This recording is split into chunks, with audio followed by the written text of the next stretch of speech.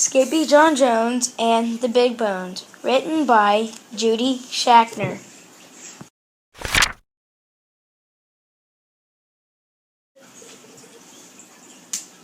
Skippyjon Jones and the Big Bones, written by Judy Schachner.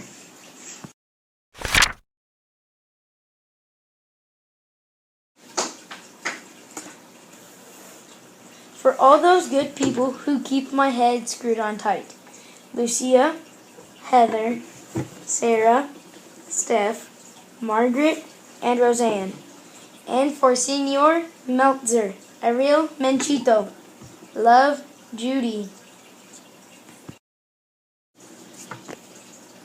Skippyjon Jones was crazy about digging in Mrs. Dolly Doohiggy's garden.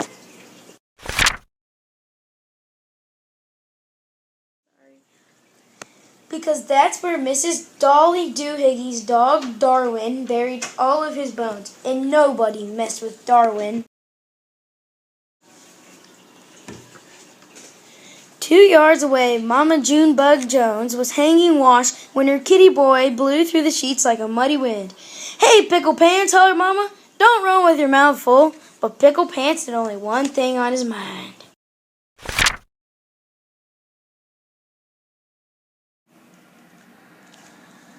"Dinosaurs! I'm going to be a famous paleontologist," whispered Skippyjon Jones, arriving at his room. Then he popped a pickle in his puss, he slapped some glue all over his newfound bone, and stuck it into his model. "And you are my Skipposaurus," he added out loud. "Skipposaurus," declared Mama Junebug Jones, coming into the room. "Those bones belong to Darwin, and you better take them back, for your prehistoric fossil is that snoozing doggy snack. And do it now," ordered Mama, "before he wakes up."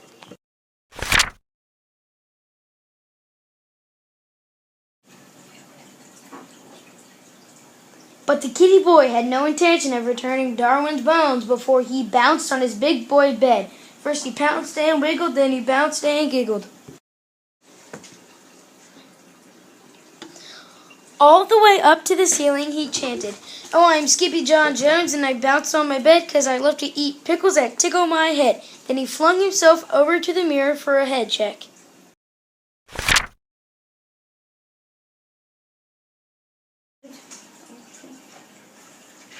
"Holy hairballs!" exclaimed Skippyjon Jones, pulling out his tape measure. "That's one huge cabeza."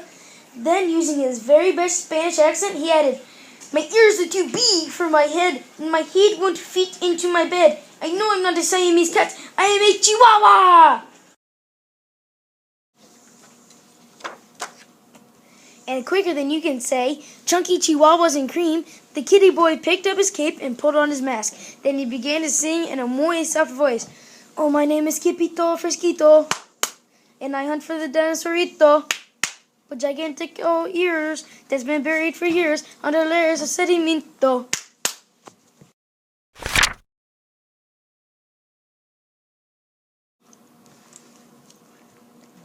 At the same time, the kitty boy's sisters, Jujubee, Jezebel, and Jilliboo Jones, were in Mrs. Doohiggy's yard watching Darwin sleep.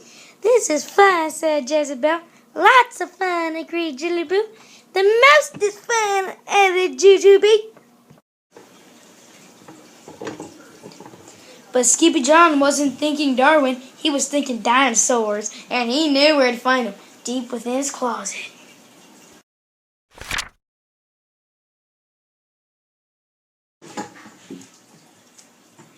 "Whoa," said Skippito, "it's a jungle in here." But as soon as he stepped over the threshold, his sneakerito picked up the scent of his old amigos, los chimichangas. "Chiquitos," called out Skippyjon Jones, "I smell you, but I don't see you. It is I, El Skippito Fresquito, the great sword fighter." "Up here, Skippito," hollered the Chihuahuas. "We are toasting los marshmallitos, prehistoricos." "Not the prehistoric marshmallows!" exclaimed Skippito. "See, dude," replied the doggies, "but they are hard as rocos."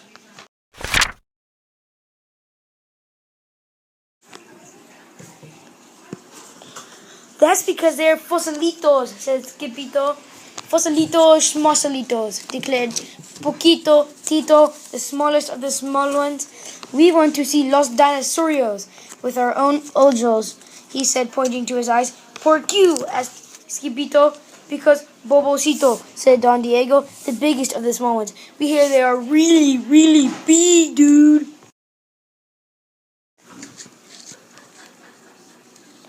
This news made the Chihuahuas go insano around the rim of the volcano singing, ding-a-ling, ding-a-long, ding-a-lito. You are such a silly Skippyjo. You know what? Dogs stink. If it's good, it must stink. Plus, it's great for the old snifferito.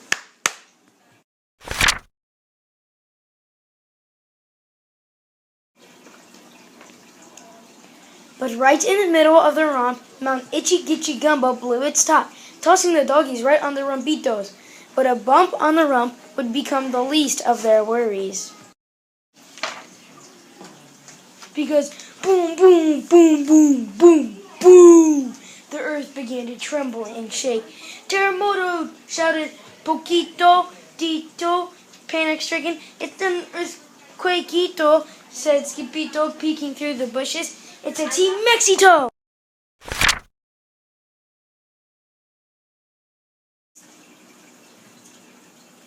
And he wasn't the only dinosaur Rio. There were big ones and small ones, feathered and bald ones. Some were spiky and filled with a look that could kill, and they were all doing the very same thing. They were dancing.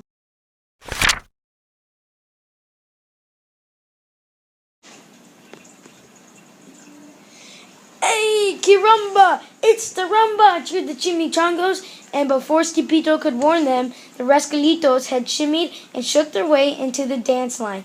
This is loco, wailed Skippyjo. You'll be crushed like Crispitos beneath the Dinos Tostitos.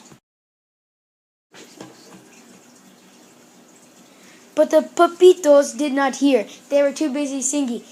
Itchy gitchy gumba, dinos do the rumba, with jumbo jaws and giant claws with horns and beaks and scaly beaks. Itchy gitchy gumba. Chimichangas do the rumba with great big hearts and tiny parts, with knobby knees and lots of fleas. Itchy gitchy gumba.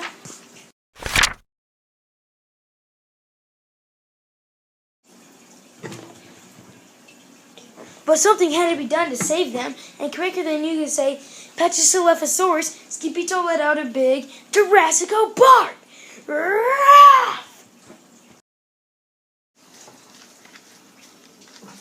Holy halitosis, roared the Team Mexito. I smell the prickle breath of Skiposaurusito.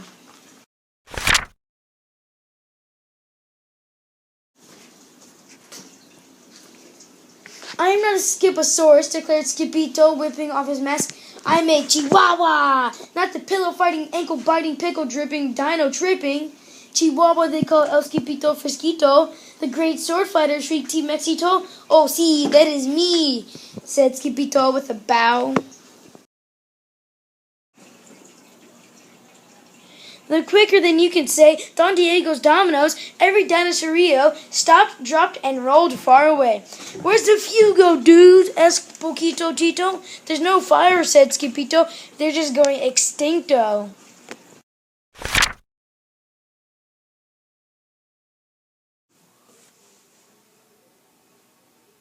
Muy bien, no, Skippyjo, we love the stinkito, agreed the Chihuahuas, and they tossed him into the air.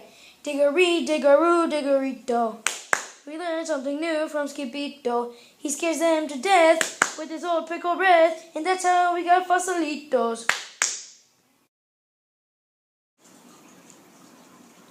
Then all of a sudden, boom, boom, boom, boom, boom, boom, the earth began to tremble and shake. Every head popped up and sniffed. Dinosaurios, whispered the perritos. No, said Skippyjo, they are extincto. Sí, said the Chihuahuas, es muy stinquito, but it wasn't the dinosaurios that smelled.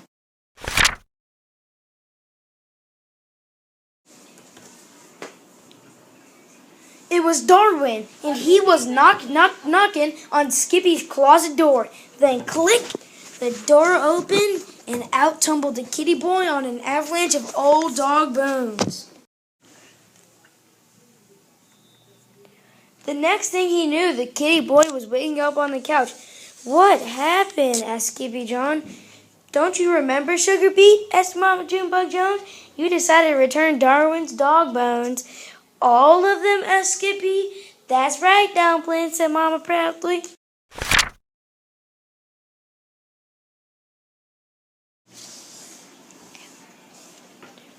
That very same night, the kitty boy found Mr. Perfect still sitting in the corner, all covered in bones.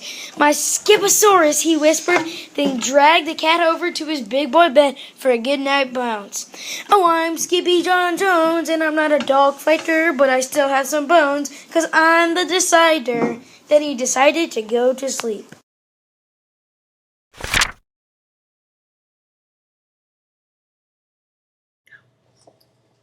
Read by Jackson. North Elementary School, Jefferson City, Missouri, March 2016.